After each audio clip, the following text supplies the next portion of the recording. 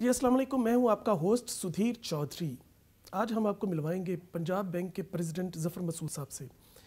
ज़फ़र मसूद साहब एक खूबसूरत शख्सियत और बैंकिंग में एक नाम, जिन्होंने पंजाब बैंक में आकर उसके बहुत सारे फाइनेंशियल इश्यूज़ को हल किया और ऐसे नए प्रोग्राम्स और ऐसे इनिशिएटिव लिए जिससे जो लो कास्ट घर थे लेने के ख्वाहिशमंद लोग, उनको बहुत सस्ते कर्ज़े देने में मदद की और इमरान ख़ान जो कि वज़ीर-ए-आज़म पाकिस्तान हैं, उनके ख्वाब को पूरा करने के लिए अपना किरदार अदा किया।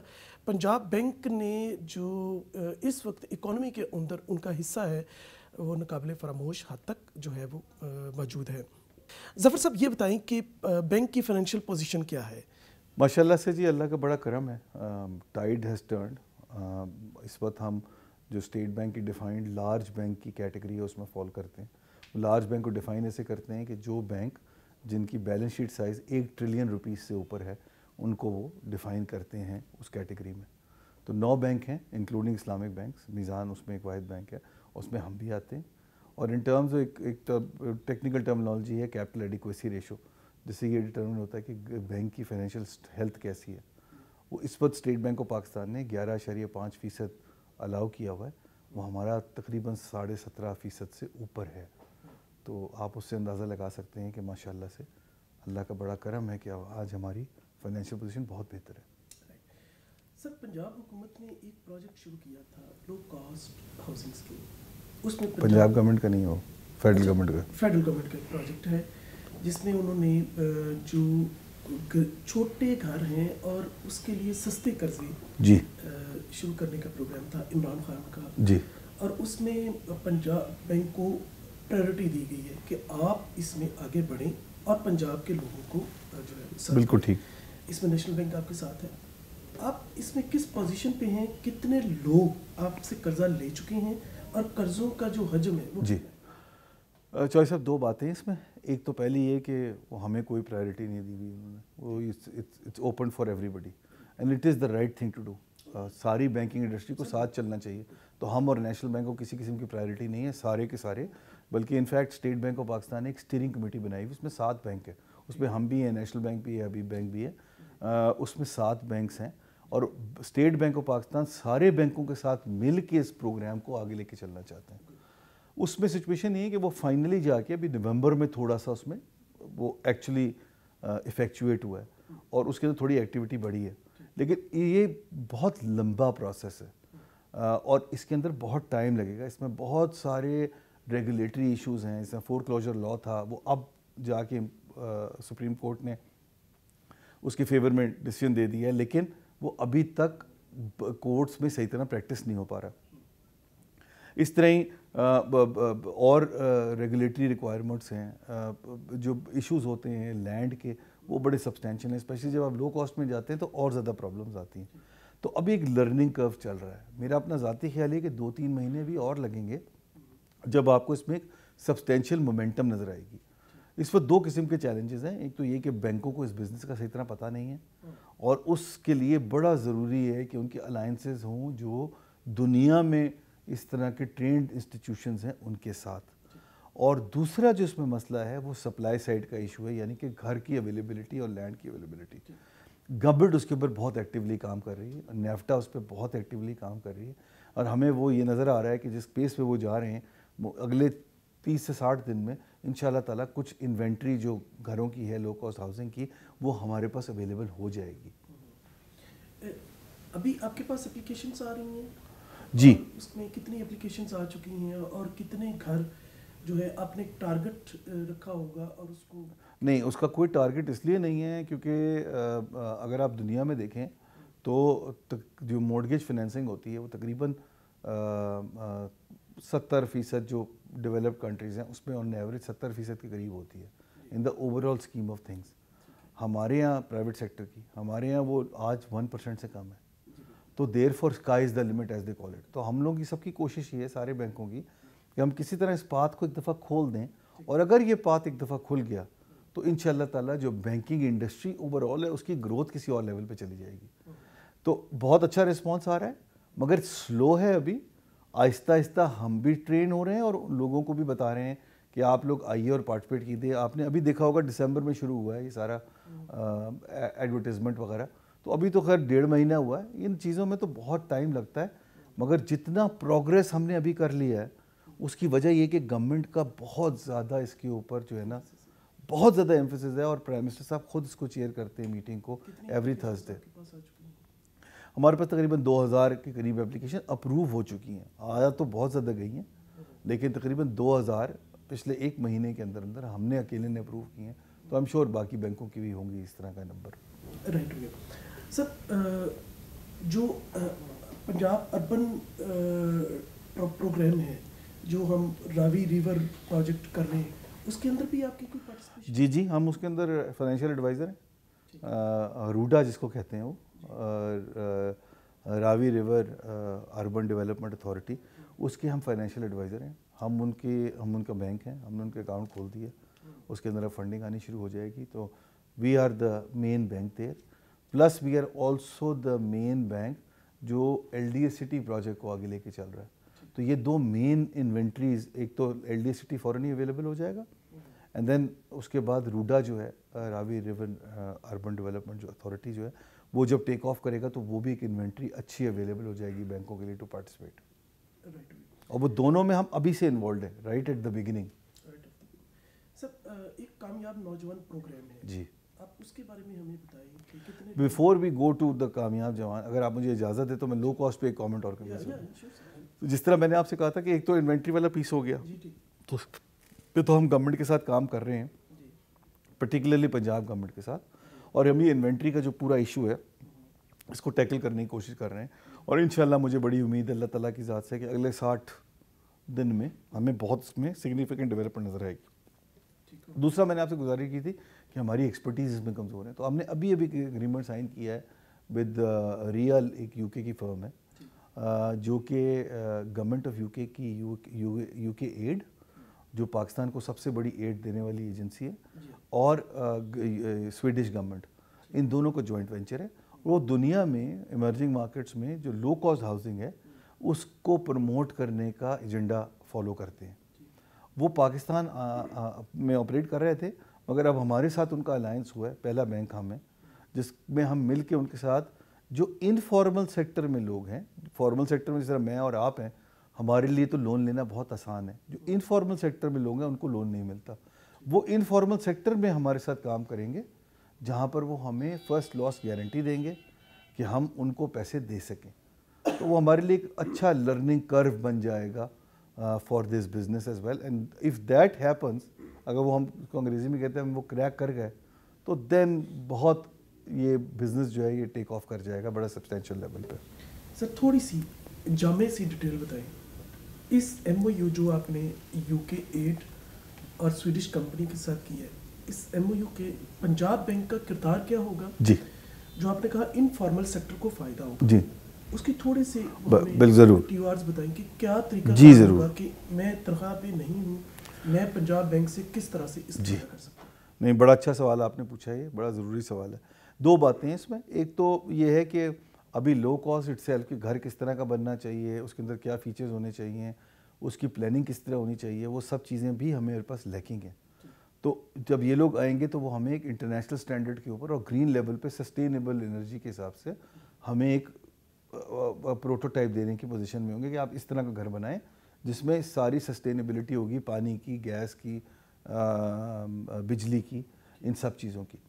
تو ایک تو پیس وہ ہے جس میں وہ ہمارا, کیونکہ ہمارے لیے بڑا امپورٹنٹ ہوتا ہے کہ گھر جو ہے اٹ سیلف وہ سسٹینیبل ہو.